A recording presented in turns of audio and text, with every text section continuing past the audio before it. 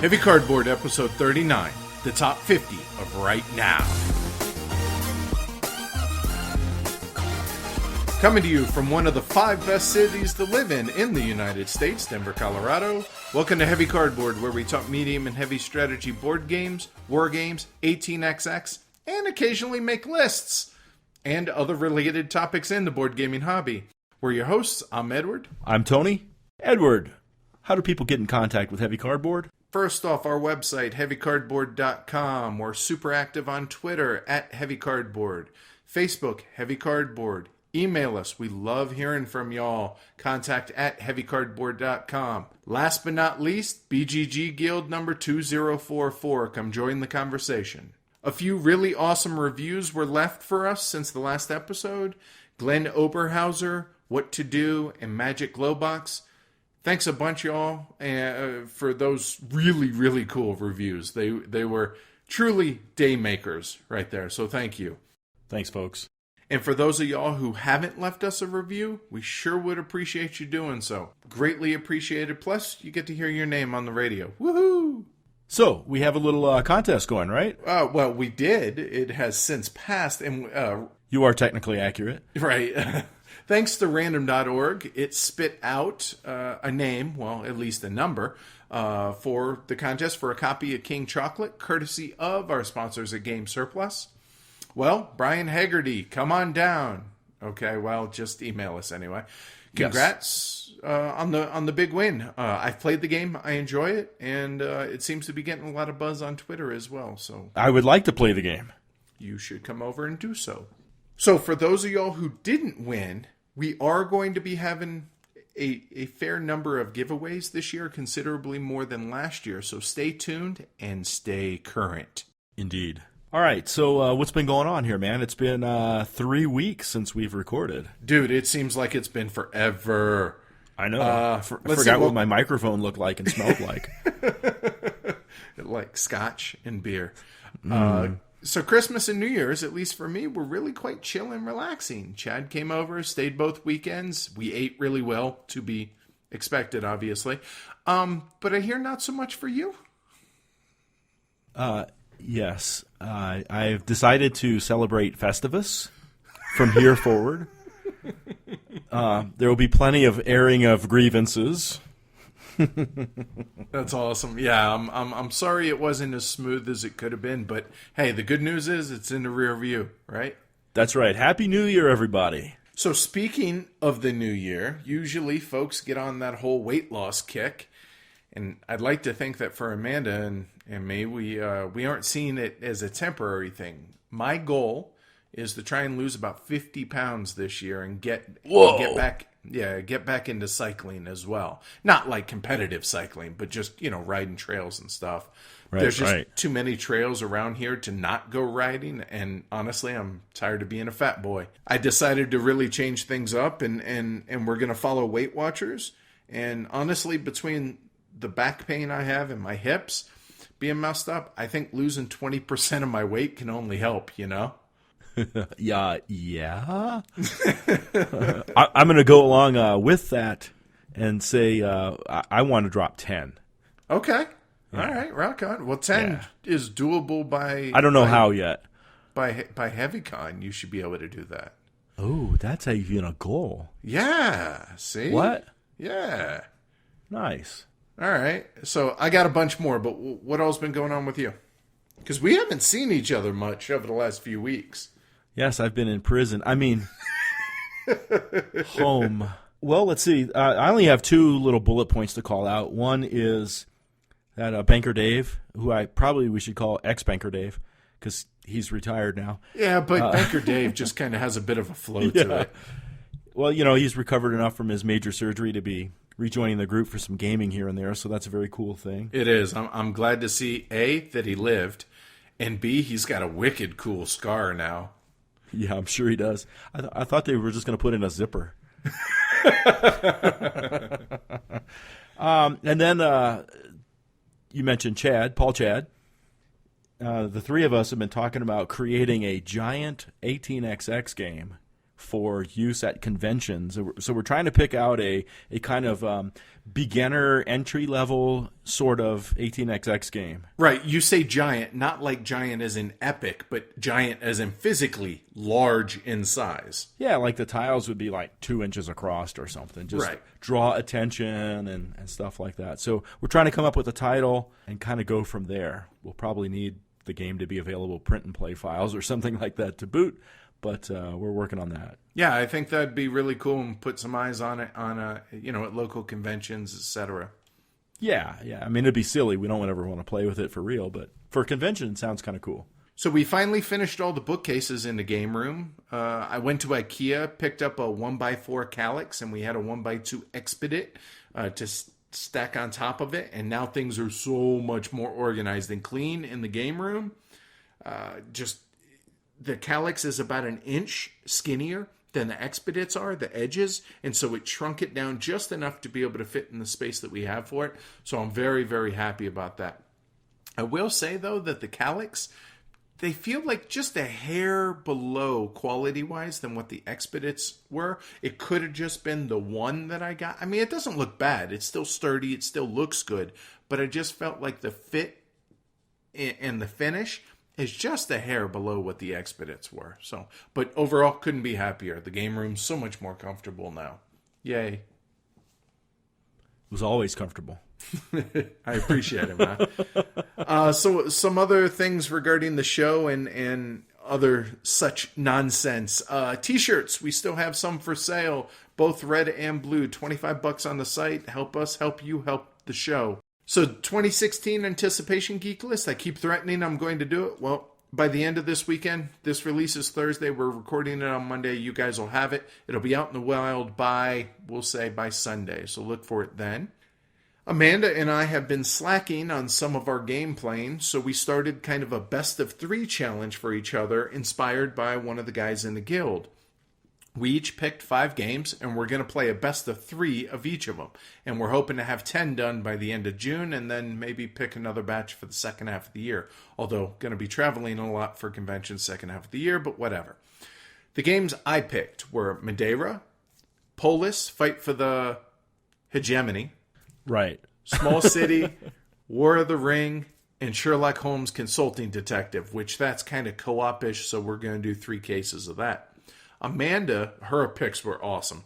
Antiquity, Castles of Burgundy, Puerto Rico, Sekigahara, and Through the Ages. And I think it's going to be a lot of fun to work through that list. It'll be cool. It'll inspire us to, or motivate us to get off away from the TV and back into the game room during weeknights. So, yay there. So next episode, we need a report. Okay, absolutely. I'm sure I'll keep a running thing, and I have a geek list on BGG that'll help keep me accountable as well. So noted on that. Yes, sir. And finally, gaming news, like for the whole hobby thing. Big news that Martin Wallace and Eagle Griffin Games finally came to an agreement on their brass kerfuffle, and Martin has retained the rights to brass.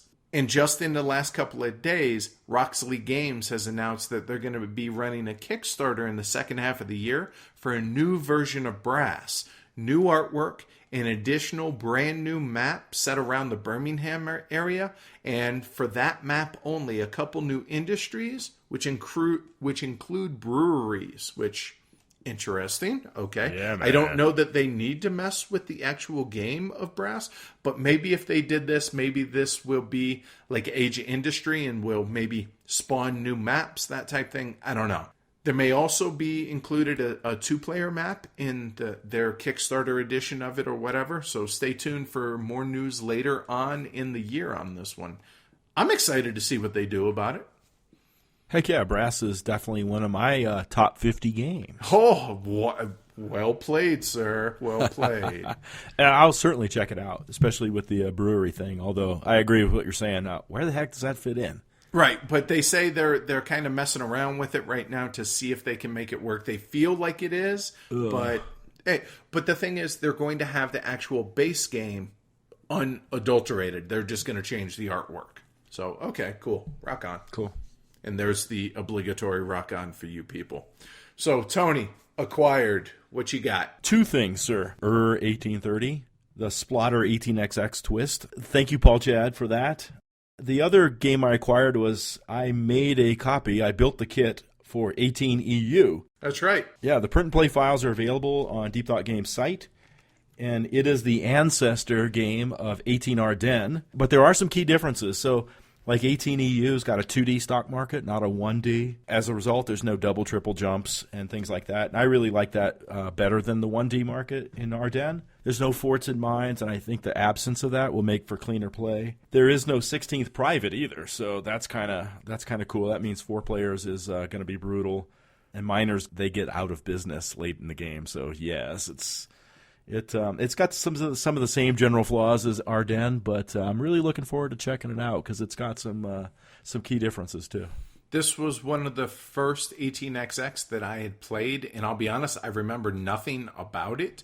But now that I'm much more well versed in 18XX, I'm looking forward to checking it out. So definitely.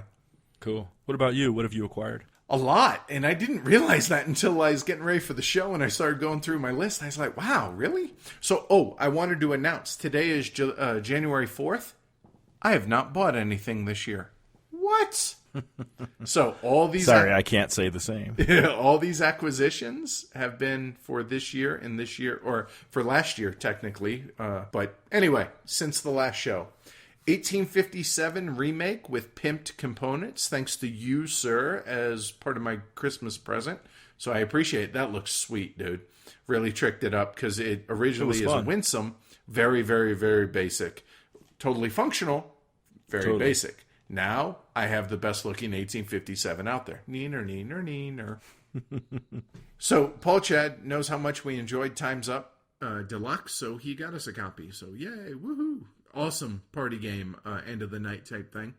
I got a couple of Visby expansion packs, so we can play with up to 6 players now. So look to hear more about this next episode. It's one that I'm very excited to play a handful of more times between now and next episode. 1714, The Case of the Catalans. This I blame completely on the Punching Cardboard guys. One of the guys, Jim, absolutely raved about this game and said how awesome it was and this and that. And so I started looking into it. It's, Spanish Succession, looked interesting. I actually got it at the GMT fall sale. And then I got an email a few weeks after the fact saying, oh yeah, this wasn't part of the sale, so do you want to pay us the difference? And at that point I was like, shoot, it's only $30. I can justify that. So I did. So there you go. King Chocolate, I also got a copy of, thanks to Game Surplus. It's a very tactical, very cool, abstract little game. Only played it once. Want to dig into it more, and maybe our buddy there, Brian, can chime in with his thoughts for King Chocolate as well later on. Yeah, that'd be great. Got a copy of Nippon, which we've been playing a bit of, which we'll talk about here probably next episode. Let's see, you got the Small City expansion, and with that, the number 3 expansion dossier for Clinic, which I need to play more. But anyway, got that an autograph from Alban Viard, so that was cool. That's it for my acquisitions, sir. So what about hunting, etc.?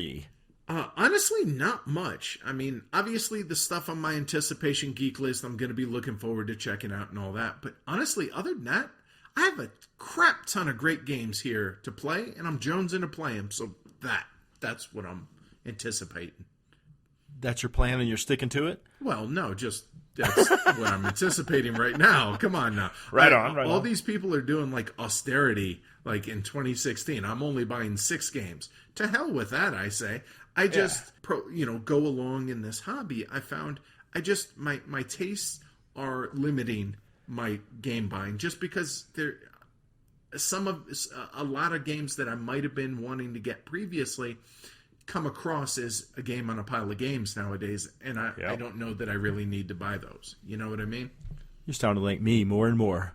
The only game I am anticipating is I put in my order for 18 Ardennes. He's got 2 games in the queue, so he dropped me an email, say he'll invoice me in the next couple of days and get that in a couple of weeks. So that's gonna be pretty cool. Finally get that one in my collection. I'm excited for that. I have a feeling that we'll be talking about that here briefly in a bit. Possibly. So let's see. We've been playing a lot of games, some of them together, some of them not. Do you want to fire off the list, or do you want me to fire off the list? Your honor, sir. You're on the tee. Well, the aforementioned Nippon, we've been playing a bit of that, so more to come next episode. Canal Mania, Ragnar Brothers game. Very thematic, very, very cool, but ultimately it's Ticket to Ride, the canal building game, and it is on the auction shelf currently. Vault Wars. Have you heard of Vault Wars? I've heard of it, but I wouldn't have ever guessed. It's Storage Wars. Yeah, Storage Wars, the card game with a fantasy theme. It was making for some very fun auctions during Christmas time with the family around and everything. The first time I played it, I was like, wow, man, that's really fun. Second time I played it, wow, that was somewhat less fun. Third time I played it, yeah, this is out of here. They're really cool the first time, those auctions, but they're pretty stale, really. So, Napoleon, the Waterloo campaign, block game. Played that one a couple of times. Definitely very simple, but also a very fun experience. I love, man, the sweeping scope of the map and how you have to really consider the road network and how that affects where you choose your battle.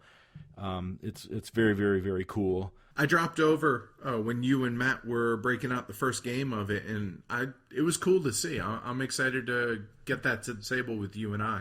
Right on. Flower Power, played a lot of that because, the son was over here a lot during Christmas. And who is not a gamer, or not a board gamer.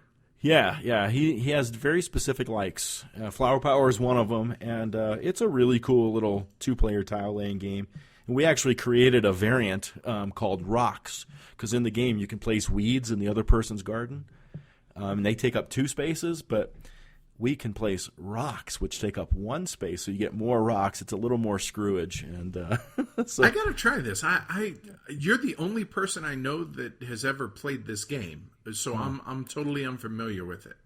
Yeah, it's hard to get. It's German only, no release in the United States. It's from like 2000, 2001, and it actually goes for a bit. I was at one convention and I brought it and I had it in the library. And my game in the library, and this guy goes, "Aren't you worried about someone stealing it?" And I was like, "No." Should I be? Right. And I looked it up, and I'm like, "Oh, okay." Now I see why he may have said that. Okay, right. Signore, the What's Your Game release, been playing a couple of games of that. Pretty good game so far. The game's not light. It's not necessarily heavy, but there's a lot going on. So somewhere short of Madeira. Yeah, a very slick dice drafting mechanic, and I'll definitely say this though: after 2 plays, I can recommend all 3 variants for definitely as the standard for my game table. I'm anxious to play that hopefully next weekend. I haven't gotten a chance to play it yet. One thing we did play together was 1889. That was my first time with that game. That was a blast. Yeah, that was a sweet little 3-4 player 18xx that plays really quickly, relatively speaking. And at the 5, 6, and D trains, there was a little bit of warfare going on. That was awesome, man. And the fact that all 4 of us felt like we were in contention to at least be in the discussion for winning. Like it wasn't, okay, you're obviously in 4th and you're over here obviously in 3rd and these 2 are close. No, it was all 4 of us. It really, really was a cool, enjoyable little 18xx. Patchwork, not special filler, but definitely fun. Jaipur, I crushed my wife in that. Have you seen the little panda that's dead? On the camel. Okay, all right. Oh yeah. In fact, that camel was in my first herd, so that was cool. Pie Mal Flauman, obviously, still fun. Not as good as Arboretum, in my opinion, but still fun. Biblios, which is an awesome, awesome auction game for 3. Me, Matt, and my son, we just throttle each other in that game. It's just a total blast. And the last thing on my list is SNCF. And so we actually played 6 sessions of this in a row. We did 1 session of the Moon, Which is my favorite version of it, or the favorite map, I should say. It's very cool. And then I don't want to say too much else, but we played 5 sessions of a special map that I'm creating potentially for Heavy Karn attendees. We played 3 players and 4 players, and it was a blast. I'm really, really pleased so far. It looks cool. Now shut up about it. We'll have to see if Borer will let us do it, though. All right. What have you been playing? Well, 1889 you mentioned, Nippon you mentioned, and SNCF The Moon, although you and I played it separately. So other games. Got another game of Quebec in, which has a real garish coloring to it, but man, we really enjoyed that. We played that 3-player. It's better with more, but we really enjoyed it, and cool. Chad and Amanda both smoked me in it. Oh, wow. But I still enjoyed it. Played Southern Rails, Castles of Burgundy, which is one of mine and my wife's favorites. King Chocolate, I mentioned. Played Pastiche for the first time. Amanda asked Chad to bring it with him when he came up for Christmas, or maybe it was New Year's, one of them. So what do you have to say about it? Bleh. Yeah. I do not know the color wheel by heart, so I know red and blue make green, or yellow and blue. See, that's my point, is you have to know these things, and this dab of yellow, and this dab of blue makes a color. And I had to keep referencing, looking at this, trying to piece it all together. It really wasn't that enjoyable. All 3 of us agreed. I will say the artwork that's in the game, it's all actual pieces of artwork. Beautiful. I mean, it's awesome for kind of learning the artists and stuff like that, more as a learning tool than it is game. I'm all set with that. Gotcha. Omen, A Reign of War. That was the game you came over and saw Amanda and I playing. The artwork's beautiful. Dude, Chad sweet metal coins. Yes. Chad taught Amanda and I how to play this, and we both really, really enjoy it. She loves card games anyway. I enjoy them, and that was just a really fun take that mano-y-mano game in which, again, Amanda smoked me in. Then we had 3-player Carcassonne Winter. Gotta be honest, pretty much our first time ever really playing Carcassonne. Oh, really? And that's really fun. That's a really enjoyable game. And I heard Winter is it's an aesthetic thing. I guess it's really not any different than original Carcassonne. Gotcha. But yeah, we really enjoyed that. I want to get a copy. So yay, that's cool. Huh, odd. A couple other new ones. I don't think I talked about this one last time. Imperios Millenarios. It was a Grail game that I was fortunate enough to get a copy of. I played it 3 times now and am absolutely loving this game. Absolutely. Now that we finally got the rules right and we're playing it, and just everybody who's played it has loved it. Chad liked it, so he's the exception, but he's not big on negotiation, stuff like that. Yeah, me neither. Odds are we may be talking about this here soon. And last one is Roll for the Galaxy, which is, I guess, the dice version of Race for the Galaxy. And that's one I want to play. You need to. Do you like Race? I can't remember. I do like Race, yes. All right. I was kind of lukewarm on Race. Amanda really did not enjoy it. She told me that we are getting rid of Ashes, and we are picking this up as our go-to little couple game. That sounds dice. Smart all around then. Yeah, we really, really enjoyed it. Even borrowed it from Sweater Mike and played it again last night by ourselves and around eating dinner. Thoroughly enjoyed it. Played it 3 times so far, and I fully expect that to be a dime here by, say, summer. So, if not way sooner than that. Yeah, really enjoyed it. Well, I'll have to get you a copy of Splendor to go with your copy of Carcassonne. No, I'm all set. We're good. Thanks. Not too bad. Already done. The top 50 of all time, or at least our top 50s right now on January 4th, 2016. To say this is a fluid list is an understatement. I made my list 4 times over the course of this experience, and it changed every time. The only things that did not change are my number one game, and that I could easily pick out my top 38. I went through every game I'd ever played that I logged, at least that I knew of, and consistently was able to pick top 38. Like, okay, this would definitely be in my top 50. Then after that, I was able to kind of do my next 9. Then it got to be a serious scrap to get those last few in, and then on top of that, to order them. This was, at times, really, really hard, yet really enjoyable at the same time. I'm just glad to finally have a baseline to go off of. So for me, I think lists like this aren't extremely useful to myself. How do I decide between 46 and 47, and how important is the distinction anyway? So the majority of my list is alphabetical. I did concede to my cohort here, Edward, that my top 10 are ranked in accordance with my current gut feeling. So my top 10 are 1 through 10. My next 10, 11 through 20, are alphabetical, and then my last 30, 21 through 50, are alphabetical. So this is more like a list of my current favorite 50s. Favorites, not best, but granted, that's largely those terms are synonymous for a lot of cases. I agree. I think favorite, not necessarily best, is a fair statement. So, some guidelines that we followed before we get started. First off, no filler games. Games like Arboretum, Pi Mal Flauman, etc. For the sake of these lists, we labeled filler as any games in which you wouldn't go to a game day specifically to play.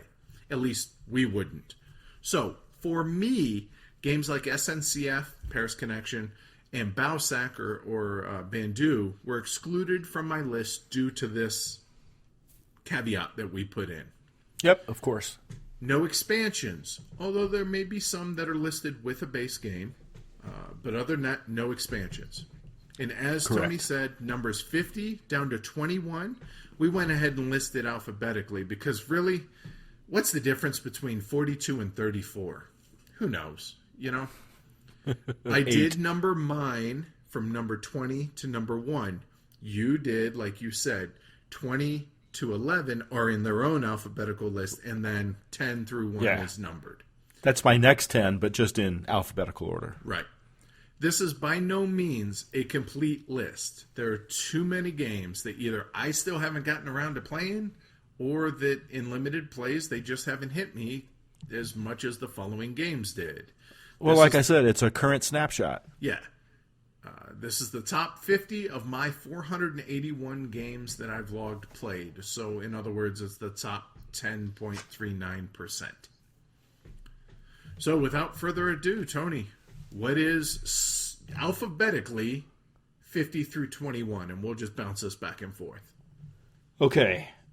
1846. Okay. The best teaching game going. It's also a solid game and a real game.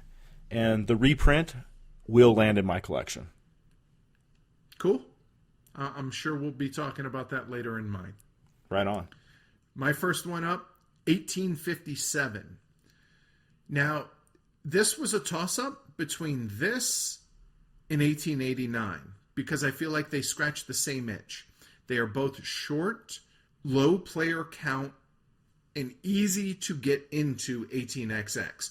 They're based on 1830, and I just really enjoyed my plays of both of these. Honestly, it came down to 1857 we'd played previously. You just pimped a copy for me, so I got a sweet-looking copy. And we played this before 1850 or before 1889. So yeah, 1857. So 1857 is also the next one on my list as well. So I will echo exactly everything you said. 1857. The train rush is really fun in that game too. So that leads me to the one you also just mentioned, the third one on my list, 1889. All right. Brand new to me, but it plays quickly. It's got a real stock market. It's got a tough map. The tile set is challenging too. There was several times, man, I'm like, I need that tile, but there's only one. And the train rush at the end, I might have to build this one, actually, because I really like that Carthaginian map on BGG, but I don't really like his trains and his certificates and everything, so I might have to do a hybrid or something. Cool. All right. Didn't make my list, but I just went through that. So I figure these first handful are all going to be train games. So to be expected when alphanumeric. My next one, 18 Ardennes. It was tough not to make this into the top 20 because this is one of the best new to me games that we talked about in the previous Pod Blast for 2015.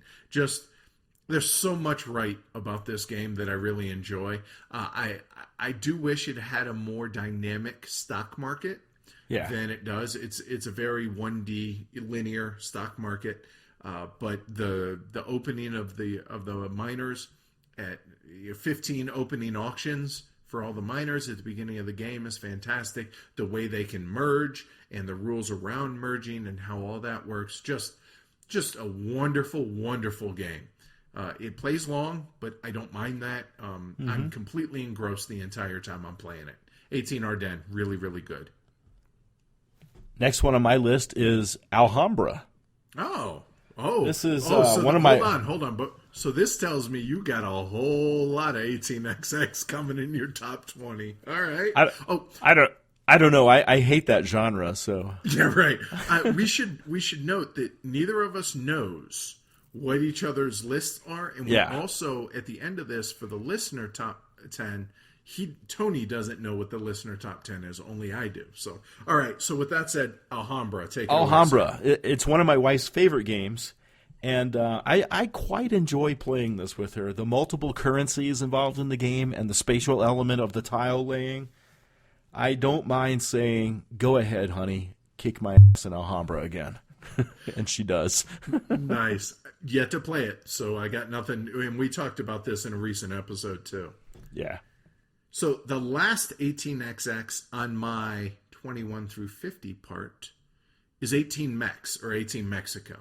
No, I haven't played that one. This is a really, really more games end in bankruptcy than don't. Awesome. In this. I haven't played it in quite some time just due to playing other 18XXs with you guys. Really hard, tough 1830-ish. Kind of like what some of these others, like 1857, relatively short, brutal train rush. Absolutely brutal train rush in this game.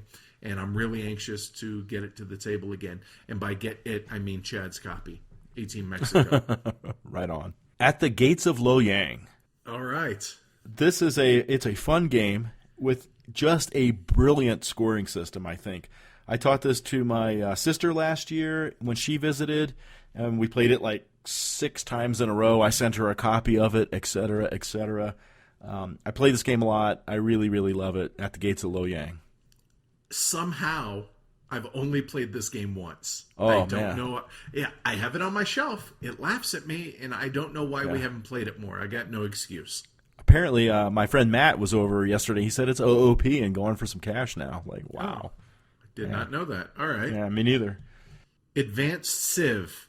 Oh. Yeah, if I've played this more, this very well might be a top 20 game. It's heavy because it's long. It's about 12 to 15 hours, but I love Civilization games.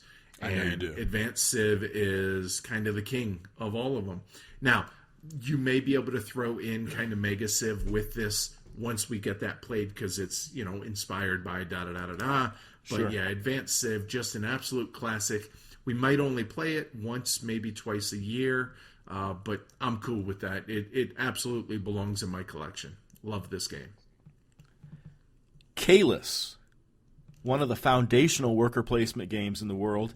It's, I think, an incredible game, and it's just another old soldier like Puerto Rico that you just have to try it if you haven't. But be warned, with the provost and everything, it can be a bit mean at times. I also have this on my list as well down here. I haven't played it enough to put it up higher, honestly. I think I've only played it 2-3 times. That's it.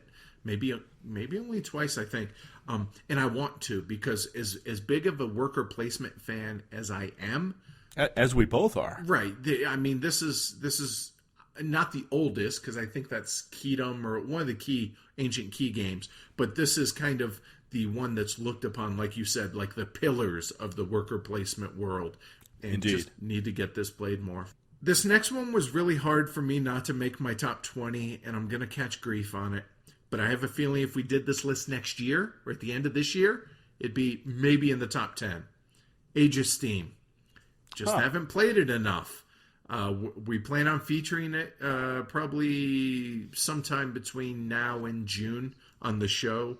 Paul Chad, actually, this is his favorite game, and he actually has gone so far as to write up a regimen that he wants you and I to play as far as what maps, at what player count, and all this, to almost like a boot camp for Age of Steam before we review it. And I think that's awesome. The fact that that even is a thing, I think, says something about this game. And, you know, a lot of people consider this a winsome game. So I'm filling my winsome quota here with Age of Steam. But yeah, I really enjoyed it. I hated it my first two plays. Really? My third play, I was like, okay, I don't hate it. And then I played it a fourth time and I was like, oh, okay, now I get it. So yeah, it took a while to click, but man, well, did it this click. is Age of Steam is higher on my list than the bottom 30 of the top 50. And so I'll let it be a shock as to where it comes in at. But definitely a great game, man. The route building, the pick up and deliver, there's smart and challenging business play. There is a library of maps out there.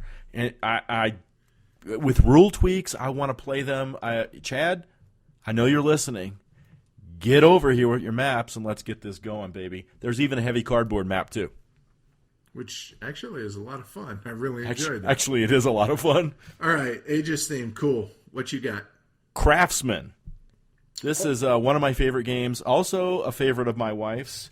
It is a fantastic worker placement game. Makes you think a couple of turns ahead, or else you're toast. Not the prettiest game in the world to look at, but it is a fantastic play if you like heavy worker placement games. Also on my list, and deceptive. Like, you open up the box, it's got this little tiny board and a stack of cards, and that's right. it. How bad can this be? Right, and oh my, hello. The one thing that does keep it from being higher on my list is I do wonder if it warrants the length of play, because realistically in a 4-player game you're looking at probably 4 hours, and I don't know if it's a 4-hour game enjoyment wise, but it is for me. I don't mind it at all. I thoroughly enjoy the game. Don't get me wrong, it wouldn't be on this list if I didn't. We've reviewed and it. It's in this 30 to 50 or 20 to 50. Okay. Yeah, I think Christoph Matusik has a really, really, really good game here in Craftsman. Absolutely. So Martin Wallace for me is up next with Automobile. Ah, yes, okay. I know a lot of people aren't too keen on the quote-unquote randomness with the bag draw, but I do feel like there is enough that you can glean, enough information out there in the game in which you can make educated guesses. And we reviewed this. We really enjoyed it at that time, and that hasn't gone anywhere. Just, yeah, a really, really fun game with Automobile. Automobile's in my top 20 somewhere. We'll get to it when we get to it. Oh, sweet. I didn't know if you had that in there or not. Cool. I love the economic engine in the game. The consumer demand, how it loves the best technology. So you got to advance or perish, man. That's what this game is about. And yeah, that random demand mechanic, it is vital to be random, and it's thematic to be random. And it's a known range as well. So, and I'm saying this as a guy that hates random in my meat. I was just going to bring this up. Coming from you, people should really take a second look at this game. Absolutely. Automobile's awesome. Cool. Crokinole. The classic game. One of the times of the 4 that I did this, it ended up in my top 20. But it didn't make the cut in the 4th iteration of this. So yeah, it's in here. Then I rest my case about lists. We own a gorgeous board, and I'm a bit of I don't get to play much. And even though we have a board, it seems like it only comes out at weird times. So I'm a bit of a streak shooter, man. But I just enjoy the hell out of it. And we play 3 and 4 player cutthroat too, and it's a ball. They have world championships of Crokinole. It is the granddaddy of all dexterity games, and if I owned my own board, which the only reason I don't is we've just debated whether or not making a heavy cardboard one, which needs to happen. I want to seriously like get really good at this game. I dig it, man. It's just I love shuffleboard, like at the bar, or whatever. Yeah. Oh yeah, absolutely. And this is similar, somewhat, maybe not at all, but it has that feel to it. And it's the granddaddy of dexterity games, and I love it, croak and all. So I'm curious that you missed colonialism here. So that's next up for me. Not a top 50, baby. You don't think so? Not for you? It's freaking fantastic. I love it. I feel like a colonial despot. And part of the reason that it does make my top 50 is colonialism is dark. It's controversial. I mean, look at the box cover. I love unique themes. And obviously there are other colonialism type themes out there, darkish themes. But this kind of takes it head on. You have to remove the native population before you can exploit the land. It's not going to be for everybody. It's not going to be something I want to play all the time. But when I do play it, I absolutely love this game. Couple that with it's one of those rare games in which 6 or 7 might be a winning score. And it's novel in a sense that in the days of point salad, it's not that. And I thoroughly think that colonialism belongs in my top 50. Gettysburg by Martin Wallace is the next one for me. Still have not played this. This is a good game. It's the CRT is very simple, and it's really tough to be the Rebs, and the meeples with keppies is really, really cool. But the hook for me is the absolutely brilliant command and control system in the game. Phenomenal game. Gettysburg, Martin Wallace. So kind of staying with the war theme here, Hammer of the Scots. Or I guess really you could plug in any of the Columbia Games 8-page rule book block war game here. Hammer of the Scots is the first block war game that I played. I knew I would enjoy block war games. I do. I love them. I'm a huge fan of block war games. In Hammer of the Scots, William Wallace and that whole deal, and I really enjoy the simplicity and yet depth that block war games provide. And Hammer of the Scots, like I said, was my entry into that. And some of the bigger ones like Europe Engulfed and Blocks in the East and East Front, we really haven't gotten into yet. So I'm sure they would probably end up here once we do get them played. But as it is right now, Hammer of the Scots. One of my all-time favorite winsome titles is Irish Gauge. Also here on my list in this area. Awesome. It's got auctions. It's got stock ownership. It's got route building. For me, the coolest two things are the different numbers of shares in the different companies and the varied prices that are set on them to begin the biddings with, and when one of your opponents has to call for dividends because he's cash poor. Right. Love it. Exactly. Yeah, big fan. There are a number of winsome games that could have gone on here, but Irish Gauge was the first one that, like, my eyes got wide and I fell in love with them. Yeah, not me all too, of them, man. mind you, not all of them. No. But this was the one that just I was like, yeah. So it absolutely had to be on here. Good call on that one, man. Right back at you. So next, Here I Stand. I've only played this game twice, and part of it is the group I play it with at BGG Con. And I've loved the camaraderie, and I almost think this is more the event around it, Here I Stand, than the actual game. Sure. Because it's funny. We played this, it takes about 8 hours for us to play it over the course of 2 days. And you don't really do a lot throughout the whole game, yet the 8 hours just flies by. I've played this twice. I've played Virgin Queen twice. And to me, Here I Stand is the better of the two games. But again, that might be influenced on where, when, and how it gets played and everything for me. But yeah, really cool GMT, big game. Here I Stand. The Isle of Skye. This is one of my go-to teaching games when I'm teaching newbies in Euro games. And it's a big step up from Carcassonne, and to borrow a phrase from the great Joel Eddy, it's Carcassonne killer for me. Really? Oh, absolutely. It's got everything Carcassonne has and more. And the things that I find, even an experienced gamer, to enjoy in this game are the pricing of the tiles and how holding back money and things like that in the game. It's very, very smart. And I think it's definitely a game where you'll see what new players have the aptitude to venture into, say, richer gaming grounds, too. I really was surprised at how much I enjoyed this game. It's not on my list, but I was surprised for me, too, buddy. When I played it, I really dug it. I like I said, I was just surprised by it. And it's funny because I played this before I played Carcassonne, and I don't know that I enjoyed this more than Carcassonne, but it could be that Carcassonne was new to me in a sense that I'd played it since Isle of Skye, but the simplicity of Carcassonne, I don't know. I dig what you're saying.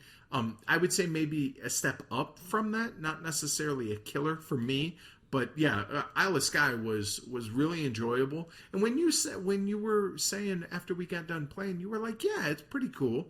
Like I was thinking, oh, this is going to be an auction game for you, meaning getting rid of. And I'm glad to hear that it's not. It grew on me as I was teaching folks. Oh, cool, good. I'm really glad to hear that. Yeah, Isle of Skye, really cool game, man. So the newest game for me is next up, and that's Imperios Millenarios. I have absolutely fallen in love with this game. After the first play, we completely played it wrong, so I discount that. But I was kind of But once I realized we played it wrong, okay. The second play got better. Third play, it was phenomenal. Take Advanced Civ, or kind of that's what it was inspired by, and shrink it down to an hour and 45 minutes to 2.5 hours? Really? Tell me more. Right. And yeah, I think the production quality of it is really unique and very cool with the eco leather map and the way the cones are on the map. It looks good on the table. And literally everybody who's played it has thoroughly enjoyed it. Even the guy who isn't a huge fan of negotiation games really enjoyed it. And that's Chad. And honestly, this could have made it higher, but I didn't feel right putting a brand new game to me in my top 20. So Imperios Millenarios, I can't get enough of the game, and I can't wait to play it some more. I'm hoping to play it again this weekend. Oh, very cool.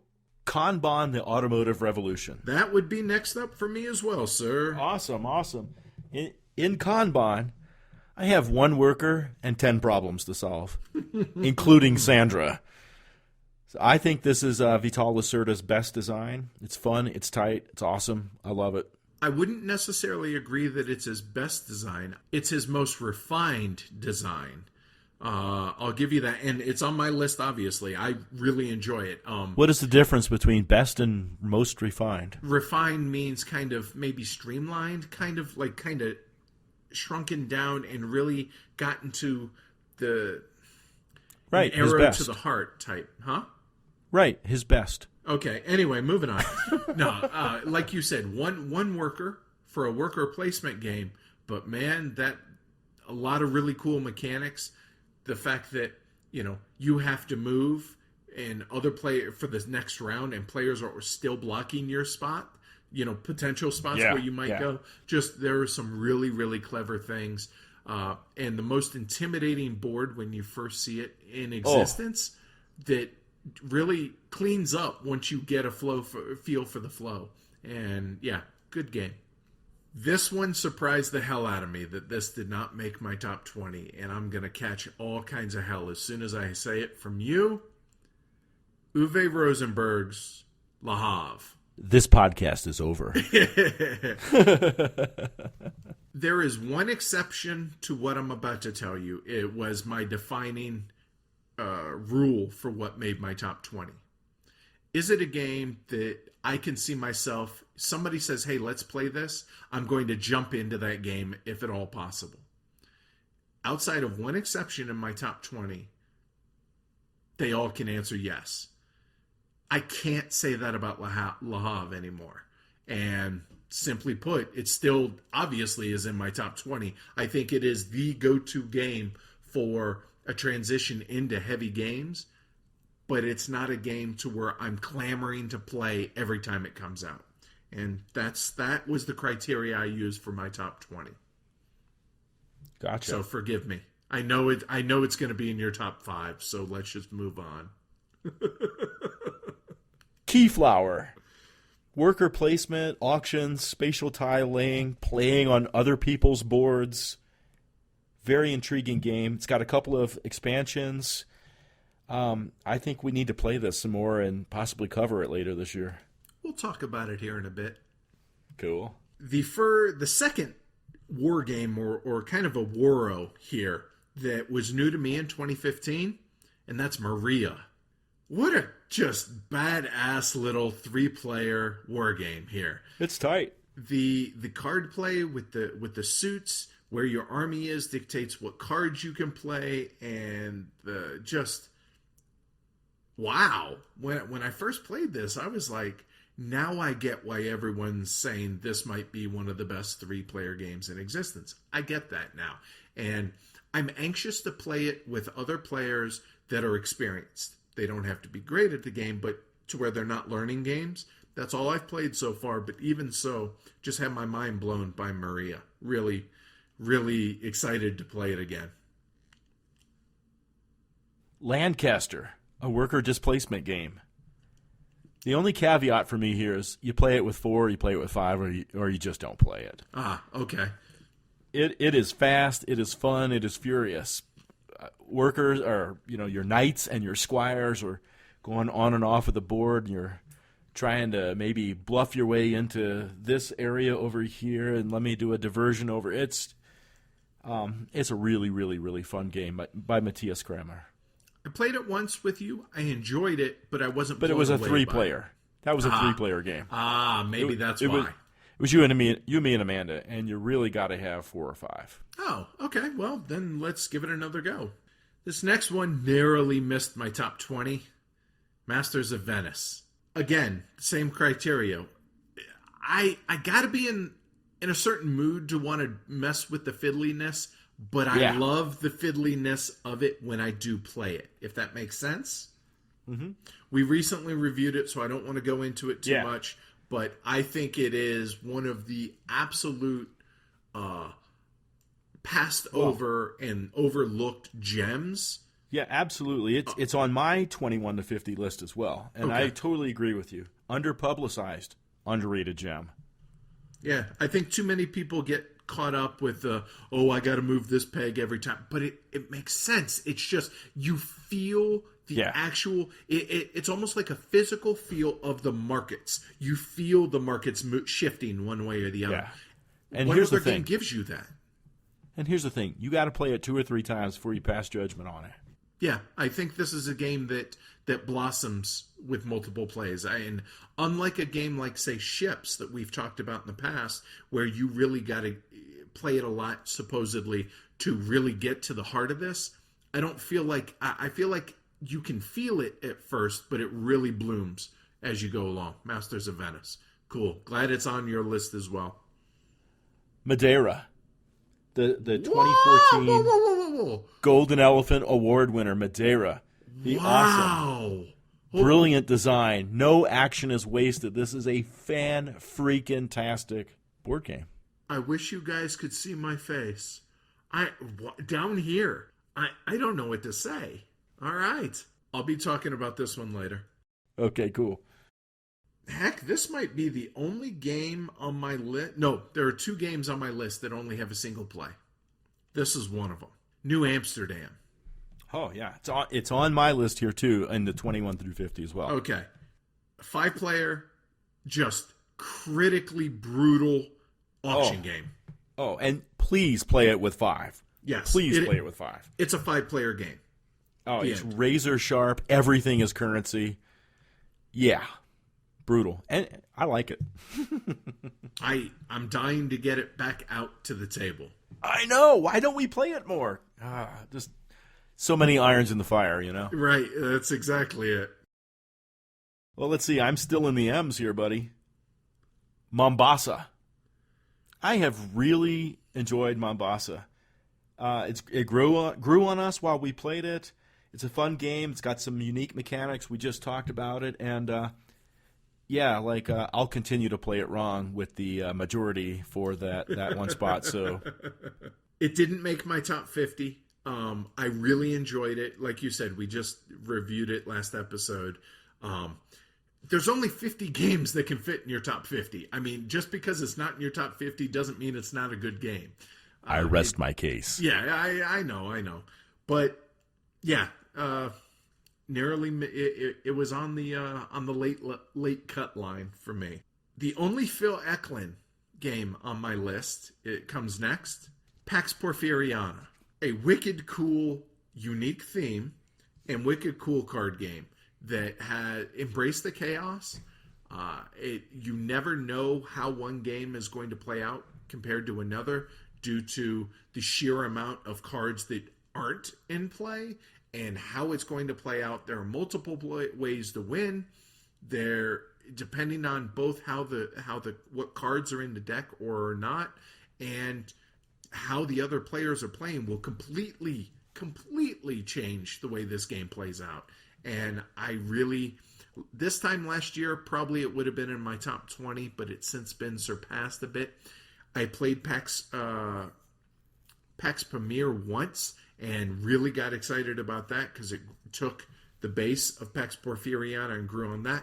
Maybe one day that replaces this. But in the meantime, Pax Porfiriana, my favorite Phil Eklund, but it's also the only Phil Eklund game I've played thus far. So, hey, he's 1 for 1 in my book. Let's see. The next one for me, I assume, is higher for you. Neue Heimat. Oh, you think? Maybe so. Just auction elegance, in my opinion. The combination of its simplicity and its brutality is what delivers that for me. The closed economy, wonderful, crushing, killer game. Yep, we'll be talking about that one later. The last game that has a single play on my list, and you and I swore to each other we would play this more, and we have since not done that, so shame on both of us. Well, reference the earlier statement of irons in fire. Yeah, I know. It's just so many. Polis. I knew that was going to be the hegemony. Yeah. Brutal, will punish you if you make mistakes. No room for mistakes to be made, and very easy to screw up due to inexperience, which you and I both very much were. But we also saw the brilliance that this game has. And I'm very grateful that it's on mine and Amanda's Best of 3 challenge. Now, just because it's Best of 3 doesn't mean it doesn't get played more, but I'm hoping by this time next year that I have a far bigger number of plays than I do of this.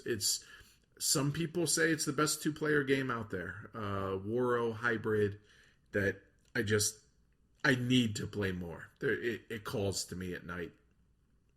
Polis, fight for the hegemony. Orléans is the next one for me.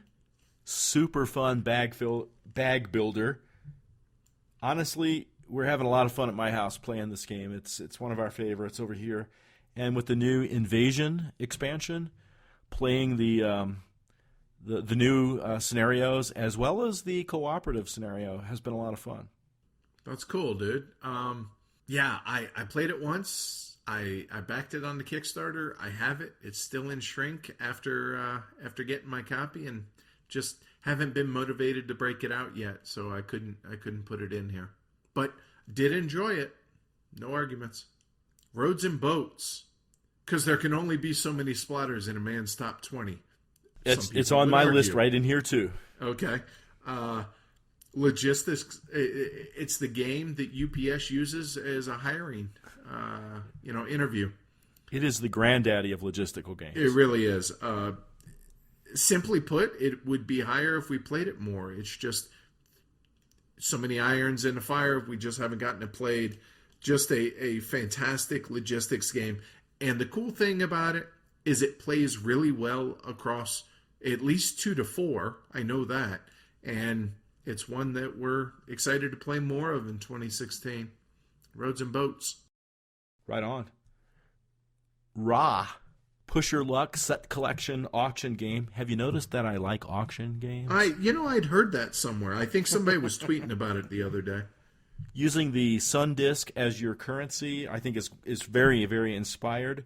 But, Dr. Knizia is definitely an inspired person.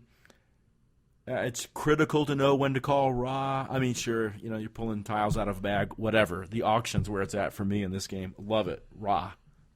Only played it once. Enjoyed my play, but not top 50 enjoyed. But again, one play for what it's worth. But it is funny, though, on that note, how some games will absolutely grab you after one play, i.e. Polis, and another one that I enjoyed, but it didn't, Ra. I find that interesting. All right, moving on. I have no ill will towards dressmakers. I enjoy making dresses. Let's bust out some Rococo. Didn't make it. Really? That surprises me. I really enjoyed this game. There's just... I do too. It's just there's nothing earth-shattering about the game. There's nothing original other than maybe the theme. But it's just enjoyable. It's hard to explain. I think there are 3 games on my list here that it's just hard to put your finger on exactly what makes them just so enjoyable. Just like a nice refreshing spring day is kind of how this game makes me feel. And yeah, I really enjoy Rococo. And it's fantastic game. Yeah. The card management, really a fun aspect of that game. Cool. I'm surprised it didn't make your list, but again, only 50 can. Moving on. I'll tell you what did make my list. Shipyard. Talk about that one later for me. This is rondelle heaven, man. What do they have, like 5, 6 rondelles in this game? Something like that. 6, yeah, 7. Yeah. I love completing my ships and sailing them off, man. It's so rewarding. It feels, very satisfactory to have made a ship and sail it off. It's really, really cool. And people may not realize that this was actually the game that was the first review that you and I ever did. Episode 0, Shipyard. And our name then was Weighted Cardboard. Right. I think we chose well. But yeah, the Lost Files, that was the game we chose to be our first episode that we didn't publish, kind of as a test. But yeah, we've reviewed it. We both loved the game. And this is the second of 3 games that is just enjoyable for me to play. And it's going to be higher on my list here in a bit. Another splatter game that I'm surprised isn't in my top 20, and that's The Great Zimbabwe. Another logistics game. And I feel like this was the game that took the splatter guys from components up to a really polished looking game. And I feel like this was the one that really they crossed that threshold, for lack of a better way to put it. Amanda and I absolutely love playing this at 3 and 4 players. Honestly, I'm not sure how it plays too. I've heard good things, but I want to. But the auction with the at the beginning would play a little weird, and auctions are almost never good 2-player. So I don't know, and so maybe that's why it's a little bit lower on my list. But man, we sure do enjoy The Great Zimbabwe. So do I. It's not on my list, and that's a travesty. I love that auction. I'm curious, is that an oversight on your part, or was it no? It means lists are travesties. Oh, okay, all right, enough. Moving on. Strasbourg. This is an underrated Feld. If you're a lover of auctions, and I am, it's a very unique auction. I don't know of any other auction like it. Whatever. The game is ordinary, but the auction is special for me. Totally agreed. I thought about putting it in the discussion, but it didn't make it. But I agree that the auctions are special and the game itself is whatever. Another 2015 release for me, and we may be hearing more about this when it comes time for Golden Elephant discussion, at least on my end, and that's Triumph and Tragedy. Block war games, strategic level, and political World War II game. It checks so many boxes for me and is playable in a single day.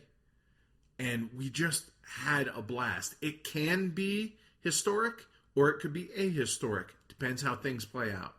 So when are you going to teach me? When do you want to be taught? I'll see you tomorrow. All right. All right, cool. Speicherstadt. It's Feld time, huh? All right. Well, that's the end of the Felds on this list. It is a very simple, and here's that word again, elegant, and here's that other word again, auction game. And here's my challenge. Tell me a more elegant auction. The power that the bidders wield with one stupid meeple is sublime, man. There's room for subterfuge, gambling, heavy hitting, cheap wins. I like it a lot. I agree with everything you just said. It just didn't make my top 50. Another travesty. The former number one game in all the land comes next for me. Oh, nice. Didn't make it. Wow, that surprises me. Twilight Struggle. Both Amanda and I loved this game. Just, again, I wish I didn't have to work to where I could play more games, so I didn't have so many of these, if I played it more type thing. It's a game that rewards repeated and repeated and repeated play in learning the cards and learning how things play out. But here, the cool thing is it's not that complex a game to begin with, and the game really is enjoyable even when you don't know all the cards, like we didn't when we played it our first few times. Can't wait to play it some more. Twilight Struggle. Hoping to get that reviewed later on this year. I know this one's higher on your list. It's only this low, as you've mentioned before, because of only one play. It's a fascinating game to me, and it's one I need to play more. Through the Ages. Yeah, it's definitely going to be higher on my list. You are correct, sir. Zolkin is next up for me. That's the next one on mine, too. All right. When I first played it, I thought the gears might be a gimmick, and it's really not. It just works really well. It works across the entire player count. Caveat, I have not played with the expansion, so I don't know how it does 5-player. But in the base game, the 2 to 4, it works really, really well across all of it. I feel like there's multiple paths to victory, and it's just fun. And the gears, the time mechanism just works so well in this game. The gears, man. No gimmick, dude. It's the real deal. Three Kingdoms Redux. I love this period of Chinese history. I love the game. It's very thematic, rich with flavor and history. Bidding with your generals. Yes, there's an auction. The alliance mechanic is really, really cool, too. That you can engage in battles on your flanks with the other two kingdoms. It's a fabulous, fabulous game, man. I'm not that big on the history of it. Honestly, I mean, I knew roughly what it was about before we played it, but it did a good enough job to be higher on my list. Cool, right on. Unhappy King Charles was, for all intents and purposes, my first CDG, my first card-driven war game. And this game inspired me to learn more about the English Civil War. It just so happened to be timed really well with Mike Duncan's Revolutions podcast about the English Civil War. And it just got me really fired up to play it. Our buddy Chris was able to teach me. It made total sense. It was really enjoyable.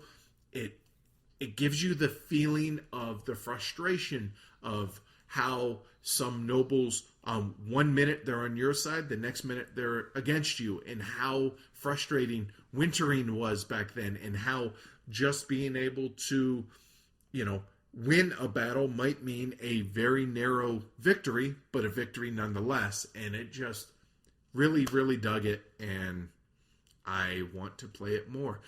there's going to be a theme, if there hasn't been already, through all these. Are there any of these that we don't want to play more? You know what I mean? I wouldn't think so. Right. So Unhappy King Charles, yeah, definitely on my list. Trois. Heavy dice done right, man. I think the game is somewhat schizophrenic because to me it's easier or harder depending on what the mix of cards is. And there is complicated iconography in the game, but man, even when the cards come out and it's a really, really rough game, I dig it, man. The secret scoring at the end is cool too. 3 quick things. 1, I've only played it once. Okay, 4 things. 2, we're going to be reviewing it soon because I really want to play this more. 3, reprint announced for later on this year along with Ladies of Trois if this sells well. And 4, this was probably number 52 or 53. Literally, it missed it. Are you sure it wasn't 54? No, I'm serious. It was literally the last 2 or 3 games that got cut. So Right on. Winding down, I got 2 left. I guess you do too. I got 1. Okay. Vinos, which I think is Vito Lacerda's best design. I think it's his most refined. No, I'm kidding. I'm kidding you. No, Vinos, I really, one of the hardest games, one of the toughest games I've ever played. Really, you will smell the smoke when you're playing this game. I loved it playing 2-player, 3 and 4-player. And it just so happens to time well with the 10th anniversary, I think or 5th anniversary coming out.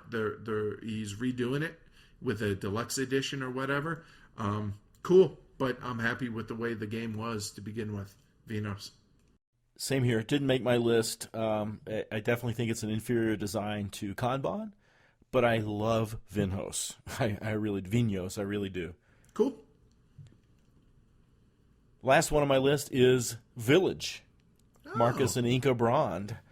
Your family has to grow from generation to generation, and they must die. Very they must cool pass the mechanic. torch to the next generation. Yep. It's a very cool mechanic. The expansions, particularly Village Port, rock it out even more, man. Fun, great game. Last one. So I guess last one on the 21 to 50 list for me. Wildcatters. So close to making my top 20.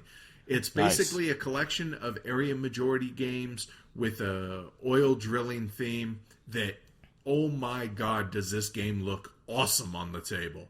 Yeah. And beautiful artwork, and really the only negative that I can say about this game is the area cards can be fickle, but you can always spend victory points to wipe them. But that said, absolutely one of my top 50 games. No brainer. I like the game. It looks great. The economics are awesome. The gameplay is awesome. I agree with you on the card play. I need to get a copy. You need to at least play mine more so we can review it. Agreed. So we've reached the top 20. So here we go. I have mine numbered 20 through 11. You have yours alphabetical. So I'll start with my number 20. You mentioned it already. Three Kingdoms Redux. Gorgeous production quality. Phenomenally just streamlined and clean and clever, and just go get a copy of the game. The only thing holding this game back, I feel like, from being just a worldwide success is the fact that it's 3 players only. That's the only thing. Outside of that, man, we reviewed it, we gushed about it. I would gush about it just the same as I did back then. Yeah, love this game, want to play it more. Three Kingdoms Redux. I think I'm going to read my list alphabetically backwards, Just since you're to be reading difficult. backwards too. All right, go ahead. Well, no, but because you're going backwards as well. So, Tinner's Trail by Martin Wallace. This is probably, I don't know, one of the lightest games on my list. It is superlative and fun. The auctions is where it gets me, man. That's where the weight is that is present in the game. You got to time them well. You can really mess with people. You got to really use these auctions as a tool. The randomness in the marketplace is perfectly fine. It's completely thematic, and it's equally applied to all players, and that's what's key. And also, it changes the flavor of the game from play to play. So I love it. I have a lot of fun playing it. Looks gorgeous on the table. I agree with every single thing that you said, and it would have been in my list. I considered it a filler. Hear me out. It's not a filler, but it's not a game that I would go to a game day to specifically play. Ergo, I didn't consider it. But otherwise, I would have. So there's that. 'Tis folly on your part, sir. Number 19 for me. Amanda's number one all-time favorite game, and the last of the three that I just thoroughly enjoy. The only Feld on my list, Castles of Burgundy. This surprised the ever-living crap out of me, let me tell you. Me too. We don't mind playing it at 2 and 3 players. We really don't even mind it playing it at 4. 2 or 3 is where it shines. But it's a game that is an absolute go-to for Amanda and I on a school night in which we have to work tomorrow, whatever. Just wonderfully nice. And I know that sounds bad, but yeah, we love this game. Whatever. Castles of Burgundy. Right on. The quintessential Euro that brought the house down, baby. Puerto Rico. The venerable old soldiers got some fight, man. If you have not played, pause this podcast and go play it, and then return to this podcast. Or, well, play it when you're done listening. Yeah, I'd prefer that. one of the seminal games in my gaming life. This really lit some fires for me, man. Puerto Rico, it's killer. It's higher on my list. We'll get there. Number 18 for me, Shipyard. You already talked about it. Don't need to really say much. We reviewed it. It belongs in pretty much every Euro fan's collection. Vladimir Suchi's best game, far and away. If you have a problem with the contracts, do open contracts. Enough said. Exactly. Shipyard. Palaces of Carrara. I've mentioned it before. The mechanic of deciding when to score and when to collect income is what makes this a brilliant game for me. If I suck, it's my fault. It's not the game's fault. Because other than the end game scoring, this game is not giving me anything during the play of the game. It's not telling me when to do anything during the play of the game. I have to collect income. I have to collect victory points. There's no scoring round. There's no income phase. This is a brilliant notion in the Euro. Palaces of Carrara, man. Maybe if I'd played it more, I'd be able to agree with you. One play, and it was unspectacular from that one play, but the way you gush and the way Paul Chad likes it, I'm on board. I haven't even mentioned the market. The market is amazing, too. I'm on board with playing it, trying it out some more. Number 17 for me, and I'm surprised it's this low, Container. I'm surprised it's that low. Yeah, it's the way it worked out. It's higher for me. Iteration, whatever. Container, just... Should have went with your gut in the first iteration. Gorgeous, awesome production quality, very cool. The ships and everything, but man, talk about auction and closed, not really closed economy, but just player driven economy. That there is hardly a game out there, if any, that does it better than this game. Higher on my list. Awesome game. All right. Ora et Labora, next on my list. One of my favorite games, man, especially with 2, believe it or not. I love the resource conversion, the spatial element of placing the buildings. Uva, we need another expansion here, buddy. May I suggest Italy or Russia? Both have strong religious and bacchanalian traditions, sir. That's the only reason it's not on my list, is the lack of expansions. It just... Yeah. But see, here's the thing. I thought about this. The two sets that come with it, Ireland and France, with the exception of one resource, are essentially the same game. And so expansions are really just going to add small flavors, I think, to the game. So I want more buildings for the countries that are there. If you do that to where you're not seeing the exact same buildings every time, then the game opens up, I feel like. That's the only reason it's not on my list. That one thing. Number 16, potential Golden Elephant Award winner for 2015? Maybe. We'll see. Food Chain Magnate. The only 2015 on this list. And yeah, we reviewed it. We talked about it. We love it. It plays great, 2 to 5. And apparently it just sold out its third printing already. Passport Higher Games on is my going list. to be publishing it here in the U.S., or at least something along those lines. Get a copy. The end. If you're into heavy Euros, go get a copy. Edward, look, I get it, man. You don't have to pretend like you don't like this next game just because you think people are going to look down on you. But Caverna, this is a box full of fun worker placement, spatial element. Oh, dude! And yes, you can own Agricola and Caverna, similar but quite different modus operandi. I have no ill will towards Caverna. I'm not keen on it. The end. Whatever. It was not even considered for my top 50 for what it's worth. I didn't figure it was. Number 15, the 2014 Golden Elephant Award winner, Arkwright. Remember a few minutes ago I mentioned there was only one game in which I wouldn't be jonesing to play every single time it came out that's in my top 20? This is it. I got to be in the right mood because it's heavy. It's a good one, and it's a fantastic business game. But I just got to be in the right mood. But yeah, I feel like 15 is a fair spot for it. I can't imagine it wouldn't be the Golden Elephant Award winner if we were to do it again. So the staying power is there as far as I'm concerned, and it's getting reprinted later on this year for more people to enjoy. Arkwright.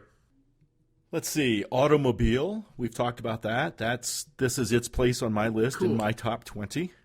I really didn't expect that. I'll be honest. I didn't think it would be yeah. in your top 50. So I'm very pleased to hear that.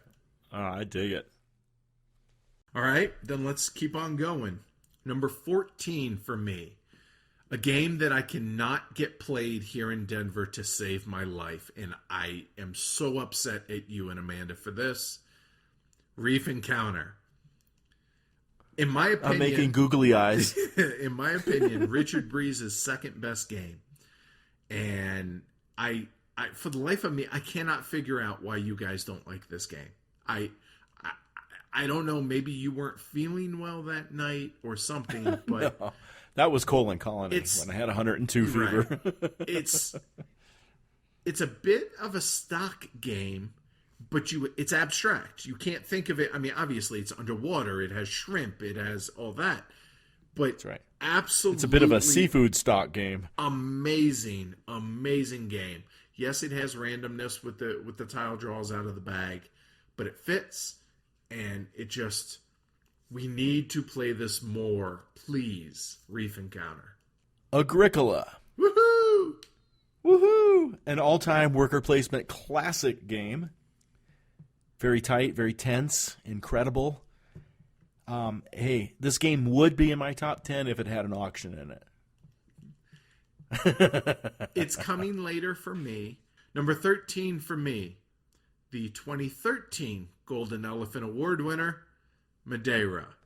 Nice. I'm very excited. This is in Amanda's and my Best of 3 challenge. I have never played with the Ambassadors promo. It helps with the colonies. I'm really excited to break those out. We're going to in our games, and it's episode number 1 for a reason. It's one of my all-time favorites, and I can't imagine that's ever going to change. Madeira. Fantastic game. Age of Steam, next one on my list. This is where it lands. We talked about it earlier.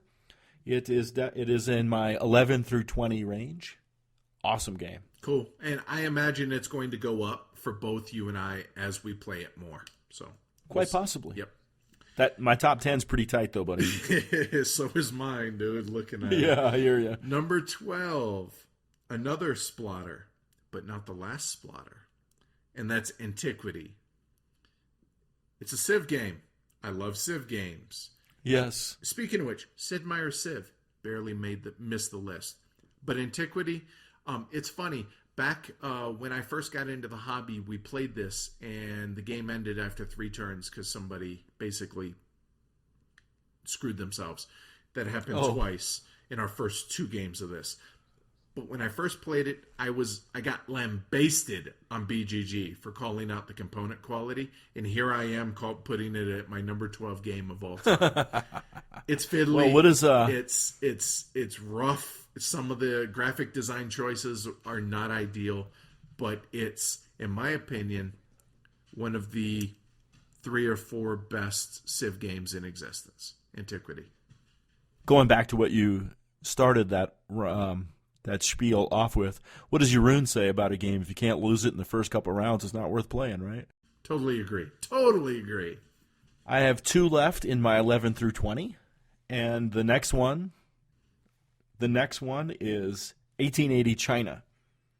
I keep emailing Lonnie, like, dude, will you get the dang things printed? I just really, really dug it, man. The Chinese Communist Revolutions, very unique mechanics in there. The operating turn order, foreign investment, great stuff, man. Helmet, Lonnie, come on, man, let's get that going. I need a copy. Narrowly missed my top 50. Yeah, I very much want a copy of this. The number 11 for me, the last one to miss the top 10, the classic that you've already talked about, Puerto Rico. Oh yeah. It's still fairly new to me. I've only played it, 6-7 times or so in the last 2 years because I came into the hobby late. But every single time we play this game, we ask ourselves, tell me again why we haven't played this more? Yeah, it's Puerto Rico. I don't need to say any more than that. Well, the last one on 11 through 20 for me is 1830. It's still a classic after all these years. We've played it several times. The map, dude, is what does it for me. I know the map doesn't thrill you, but, man, the map and those OO cities can really, really make it brutal on folks. That's why I play 18xx games, to be challenged, and that map challenges me. The stock market is also real in the game. It's got all the bells and whistles, man. 1830 is just a classic. I have 1830 clones in 1857, 1889, etc., but I really am not a fan of the frustration of the map of 1830. That's the reason. Honestly, it was never a serious candidate for me to be in the top 50. If I never play it again, I'm okay. I'm okay with the rule set. I just don't like the way the map plays out. I'm not a fan.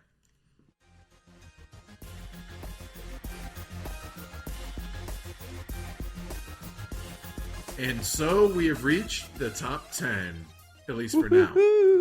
So I'll go ahead and take this one away. Here we go. All right. Number 10, the best Martin Wallace game of all time. Brass. Plain and simple. I don't know that I really need to say much about all these games. It's a fantastic game. You guys know that. We know that. Play it. It's awesome. It's fantastic. And it has a reprint coming. The end. Number 10 for me, St. Petersburg. One of our favorite games, one of my wife's favorite games as well. I love this game, man. There's tight financials, and they stay tight for a while, but you can get up ahead of steam building, or maybe you will screw up and not get ahead of steam built. The 5th deck that comes in the 2nd edition does add some quality to the game, in my opinion. The other new expansions, screw them.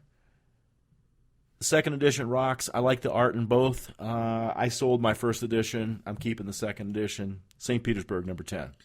It really came down to between this and Rococo, and I think I enjoy Rococo a hair more. But yeah, I really enjoy St. Petersburg. Good choice there. Nothing wrong with that. Number 9 for me, the last splatter on my list, and what I think is got to be the best one, right? Indonesia. Oh, yeah, man. The merger mechanic is unlike anything else in gaming. The operation side can get a bit tedious, but it's worth fighting through. Has a very 18xx feel to it, and Again, it's one we've reviewed and we both love. Indonesia, fantastic. And likely getting a reprint in 2016. Let's hope. Number 9 for me is Trajan. This is Stefan Feld's high water mark, in my opinion. There's no game he's done better for me.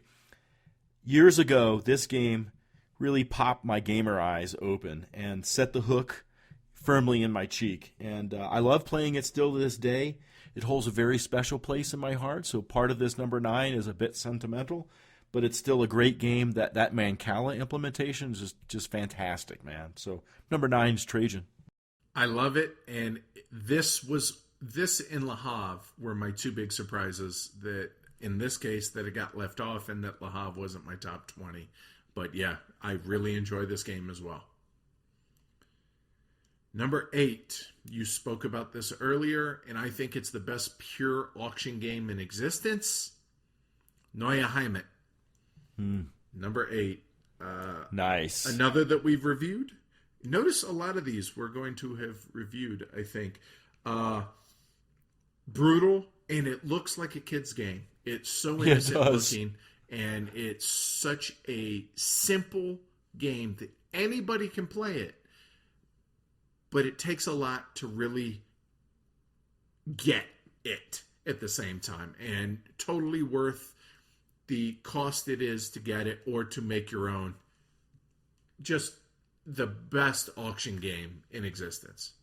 The proverbial wolf in sheep's clothing. Yes, Neue Heimat. My number 8 is Martin Wallace's Brass. Classic game. I think it's one of the apexes of Wallace's design career. It's got financial challenges. It's got player interactivity. It's got supply and demand. It's got route building. Fantastic game. Well, I'm glad to see it's both in both of our top 10s. Absolutely. How could it not be? Number 7 for me is the epitome of this is a 5-player and 5-player only game. Game number 1 on BGG. Die Macher. Die Macher. No better political game in existence. I will play this twice a year for the rest of my life. I hope, at least. Once at HeavyCon and once at BGGCon every year. Just a wonderful, wonderful game that has stood the test of time. I mean, we're coming up on 30 years old. Just amazing. Fantastic game. I really, really dig it. Didn't make my list. I'd have to play some hybrid of first and second edition rules for it to make my list. All right. No worries. Die Macher. Number 7 is something I've only played once, but really left a little bit of an impression on me. It must have left an imprint. It did. It left me wanting more because I feel there's much more to explore. And that's 1849. It's quite short, and it's quite tough. It's not as tough as I was led to believe, but here's where I think that the players can actually make it more difficult on each other, and it needs a little more time for that to manifest itself, in my opinion. It also is set in the motherland, Sicily. So the game has fiscally challenging play, and that's the key for me, is fiscally challenging. I'm more to that end of 18xx than building routes, but I love building routes too. So don't get me wrong there. It's 1830 at its core. It's got some simple bells and whistles on top of that. It's really not a challenge to learn. It does offer some softening mechanics if you'd like it to be kinder and gentler to you. That way it makes it more conducive to learning and less austere play for noobs. You can, in effect, control your challenge level.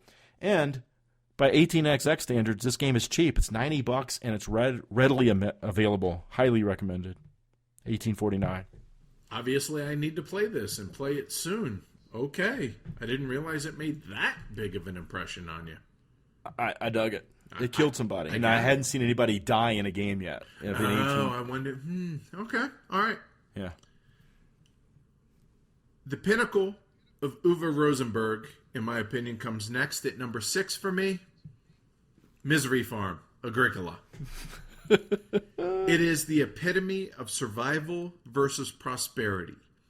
A lot of people don't like it because of the stress that it involves, and that is one of the reasons that I love it so. It's all about survival. It's all about keeping your head above water. It's not about, oh, look at all this surplus of stuff I have. No.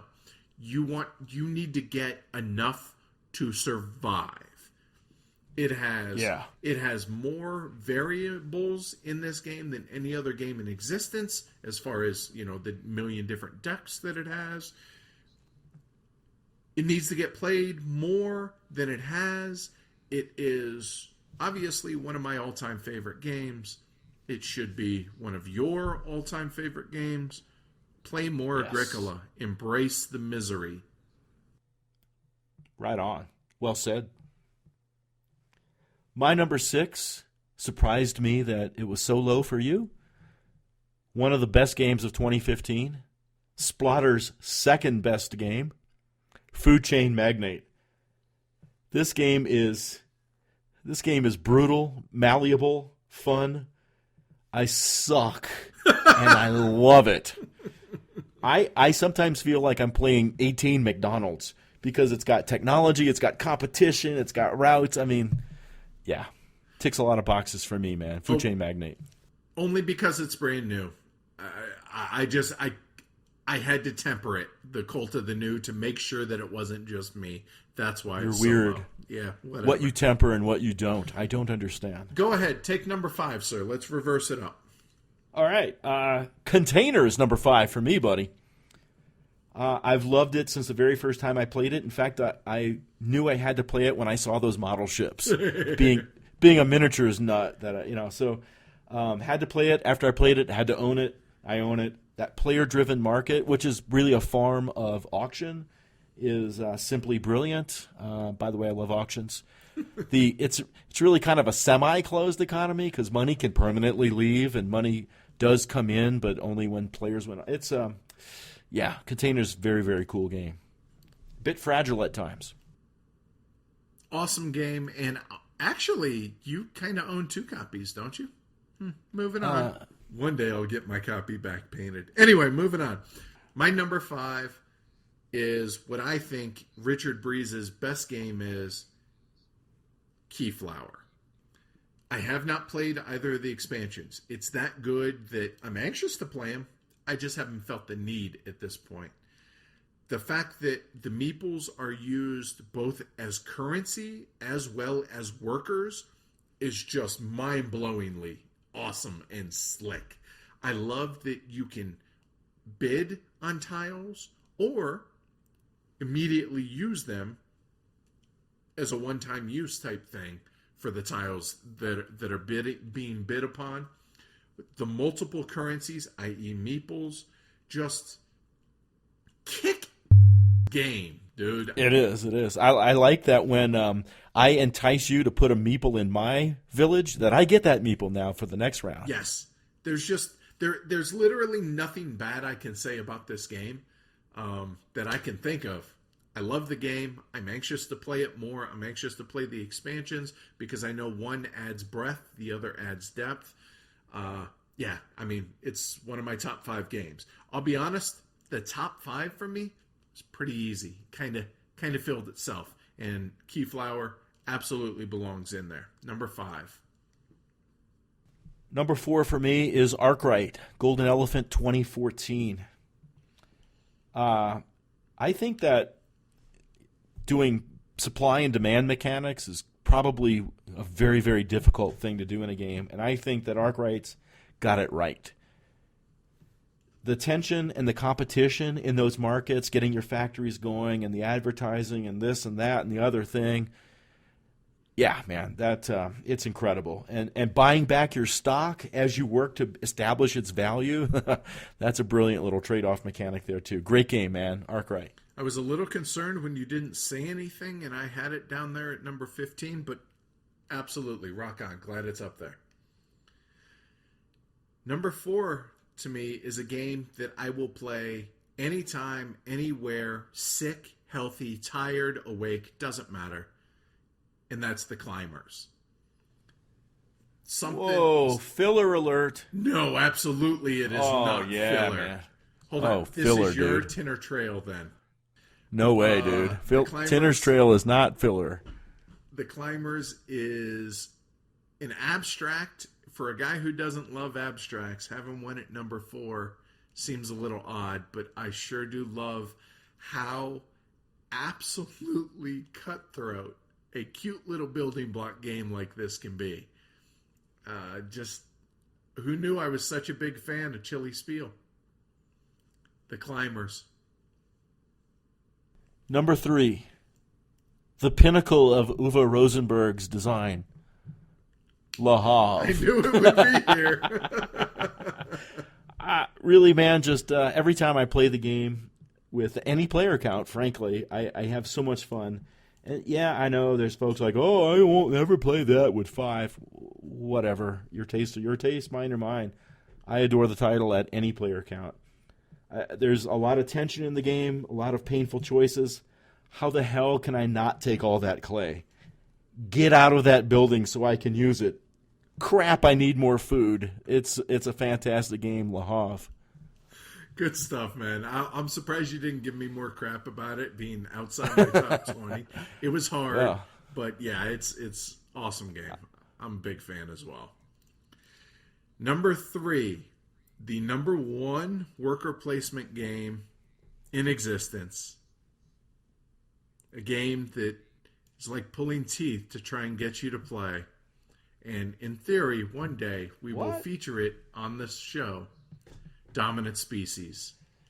Oh, yeah. I'm not a fan of it at 2 or 3 players, but at 4, 5, and 6, oh my God, embrace the chaos. Yes, it has huge, world-changing events at the draw of a card. Plan better is all I say. Plan better. Just embrace the chaos. It's one of my all-time favorite games. It will remain one of my all-time favorite games. It was the first game I ever dined. So, yeah, Dominant Species, one of my favorites. I apologize, man. I just, with more than 0 players, I really don't like it. So, the reason it's not getting reviewed, folks, you heard it there. It's not my fault. I'm trying. Extended trailer. Talk about it for 30 minutes. I don't care. Moving on. Top 2. Here we go. Top 2. Number 2. 18 Ardennes. Nice. 17 or 31 may move this down, but I have to play those two. So I think those two are going to have some crazy things in there for me. I can get on board with those. Yeah, and I want to play 18 EU, as we alluded to earlier, which is the father of 18 Ardennes. But as we mentioned when you called out this game, I love how the companies merge, how they grow, the timing on going from 5 to 10 shares. That initial auction of the privates, or the miners rather, is really fun and critical. I like the map. It's a route building game, and you can build some doozies on that map. It doesn't touch my stock market taste quite right, but still, I love it. It's a fun game, man. Awesome choice. I can't argue with that. You and I are staying with the theme on our number 2 games. Okay. My number 2 is what I think is the best all-around 18xx game in existence, and that's 1846. Like you said earlier, it's awesome for beginners. It's awesome for experienced players. Yes, it's heavier on the route building as opposed to the stock market side. I get that. But, man, I've played this game, 7, 8 times, and am still learning the game in a sense that we brought on new players to it, and they pick it up, and they love it. And like I said, I've played it a handful of times, and I'm still learning the game as far as what all it has to offer. It just will never get old to me. Other games have maybe this thing is more interesting, or this thing over here is more interesting. But as a full package, as a game in which you can have new, inexperienced players enjoy it at the same time as experienced players in the same game, both getting something just worthwhile and worth playing, hard to beat, man. 1846. and it's on GMT's P500 for like, I don't know, $46-$50, something like that, and it'll be available later this year. Go get a copy. If you are interested in 18XX games, shame on you if you do not back that. 1846. Here, here. Here, here.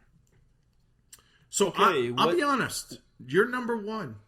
I don't have a damn clue because I figured it'd be Trajan or Le Havre. So I am at a loss. I have no idea what your number one would be. Indonesia. I guess I didn't realize that you hadn't mentioned it. Okay. The company mergers, which is an auction, the timing of that, the aftermath of them, the ability to use them as a wedge, the demand system, the shipping that's very challenging. Fiddly, whatever. My favorite Splotter title, hands down. Guys, get that reprint going because I don't have a copy of it. Send me one. Do you have one on your shelf? I know you do, Jeroen. Joris, come on. I can't argue with that. Awesome game. Good. I'm pretty. I feel dumb having missed that you didn't mention that yet. Well, good. Good for you. So my number one, I imagine, isn't a surprise to folks that know me. The best Civ game of all time, Vlaada Chvátil's Through the Ages. And dare I say, the new version of Through the Ages. Right on. It has everything I want in a Civ game. It has tech trees. It has just total brain cramp here. It's awesome. Apparently. It's just everything I want in a Civ game. It had a lot of it's abstracted, but I'm really okay with that. The only downside to this game is it's a 2 or 3 player game only. I would rather be at work than play this 4-player, I think. What an unusual statement for one's favorite game. Yeah, but hey, at 2 or 3 players, it's impossible to beat. It's absolutely my all-time favorite game. I think I finally have an answer when somebody asks, what's your favorite game? I always didn't really know, but going through this little exercise of making our top 50, this is one of the only 2 things that did not change in every incarnation of this list that I made. Through the Ages was, is, and likely will be my number 1 game of all time.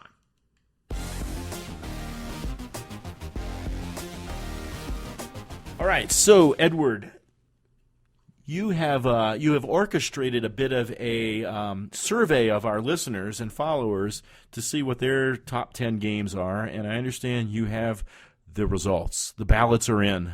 I do. 212 folks chimed in, which I'll be honest is way more than I expected. It's a small portion of the listeners, but nonetheless, I feel like it's a fair representation of them. So now listen, I have to say that I expect you to do a far better job than one Steve Harvey did with his announcements. Columbia. Oh, wait. Okay. 212 folks chimed in. So here we go. Number 10 actually is a tie for number 9. So number 9 and number 10 both tied, one of which is a surprise to me. Power Grid and Keyflower tied for number 9. Interesting. Yay, Keyflower. Yeah. Number 8, why the hell it's this low, I don't understand, people. Through the Ages at number 8. Hey, at least it's there. Right. So now a tie for 6th place. 7th and 6th are tied. Food Chain Magnate, the newest of the games, so good to see. Rock on. And a game in which you and I both left off our lists. Terra Mystica. Oh, well, yeah, that's to be expected. I think with us, I think so. Given our review of it, it's fine. It's a fan game. Excuse me. It's a fine game. Yeah, I have no problem with the listeners having it there. I think it's fair. Number 5, the best worker placement game of all time, Dominant Species. Wow, man. Good to see it representing. Wow, man, there's some problems going on out there in the world. Next, we have a tie for 3rd with 33 votes each. Le Havre and Brass. Woohoo! All of Love these are excellent choices. I can't gripe about a single one, to be honest. Well, maybe the dominant species, but Hey, bite your tongue, yeah. sir. Number 2 and number 1 probably shouldn't have surprised me, but they both did, I'll be honest. Number 2, with one more vote than Brass and Le Havre, 34, Twilight Struggle. Oh, nice. Okay. I mean, it was number 1 for, 5 years or so. That makes sense. Yeah, but good to see. And let me ask you, because you don't know what this is, any guess what number 1 would be? No. All right. Number 1, in a landslide. In a landslide. How many votes? 49. Second place had 34. There's nothing else even close to this. Agricola. Oh, cool. Yeah. I was High five, world. Yeah. It turned out pretty cool. So if you notice, there are no 18XX games. The highest voted one was 1830 with 13 votes. Okay. However, there was a huge amount of 18XX games and some just 18XX votes. So if you were to tally them all together and put them together, they would have ended up in 5th place behind or ahead of Dominant Species. So I thought that was interesting. Okay. So there's a lot of people that like a breadth of 18XX games out there, sounds like. That's what people are telling us, at least those that voted. I would buy that. Right. Some interesting things real quick. Age of Steam, number 11. Barely missed it. Very cool. Hansa Teutonica and Tigris and Euphrates and Imperial all would have been in the top 20. 3 games that I honestly surprised me seeing that those were in there. That tells me I need to play Tigris and Euphrates. I've never played it. Nah. I have. I got rid of it. Imperial, man, it's fantastic. I've played it once. I need to play it more, obviously. The last couple notes here. Android Netrunner, Castles of Burgundy, Trajan, La Granja, and Viticulture all tied for the same amount. Thought that was interesting. And Wir sind das Volk, which was pretty... it got a lot of positive buzz last year. I mean, a lot of people were singing its praises. 1 vote. I will say that one vote is not mine. So, yeah. So, to recap real quick. Power Grid, Keyflower, Through the Ages, Food Chain Magnate, Terra Mystica, Dominant Species, Le Havre, Brass, Twilight Struggle, and Agricola. I think the listeners did an awesome job overall. Yeah, in all seriousness, man, that is one solid list right there. I'm proud that our listeners put this list together. I did not vote in it. I didn't feel like it would be appropriate. No, nor did I. I was kidding about the VSDV. So rock on. Thanks, guys and gals, for taking the time to vote. And maybe we'll do this not regularly, but once in a blue moon. And you guys seem to enjoy it. Hopefully you had fun with it. And hopefully this sparks some conversation in the guild about, how nuts Tony and I are, or how nuts the listeners are, or, oh my God, you guys need to try this, or what are you thinking? Whatever. Come join the guild. Let's have a talk about this. I think it'll be fun. Right on. That was a lot of fun, man. I appreciate you making me do a list. I really do, sincerely. Cool, man. Oh, I'm glad you enjoyed it. It was a lot of work. It was a lot of stress, and it was a lot of fun, and it was eye-opening. Yeah, the fun was for me was hearing your list and seeing where things compared to mine and stuff like that, and yeah, it was very, very neat. Cool. Heavy Cardboard thanks the great people at Game Surplus for their sponsorship of our show. They have an awesome reputation and a fantastic inventory of games. Their tagline is the home of great games at great prices. So check them out at www.gamesurplus.com.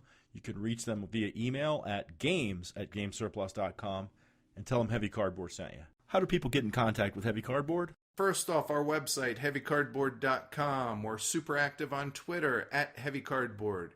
Facebook, Heavy Cardboard. Email us. We love hearing from y'all. Contact at heavycardboard.com. Last but not least, BGG Guild number 2044. Come join the conversation. So next episode in 2 weeks, we're looking at reviewing Nippon from Paulo Soledad and Nuno Sentiero. Yes. And from what I heard today, the distribution for the U.S. distribution should be starting this week. So pretty good timing on that, I'd say. It's available on What's Your Game's website for a fantastic deal, too, including shipping. Cool. If you want to directly support the publisher.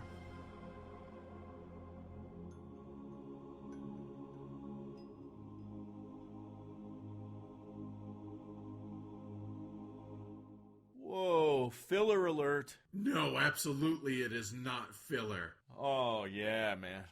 Oh, filler, dude. Oh, filler, dude. Oh, filler, dude. Oh, filler, dude. Oh, filler, dude. Oh, filler, dude. Oh, filler, dude. Oh, filler, dude. Oh, filler, dude. Oh, filler, dude. Oh, filler, dude. Oh, filler, dude.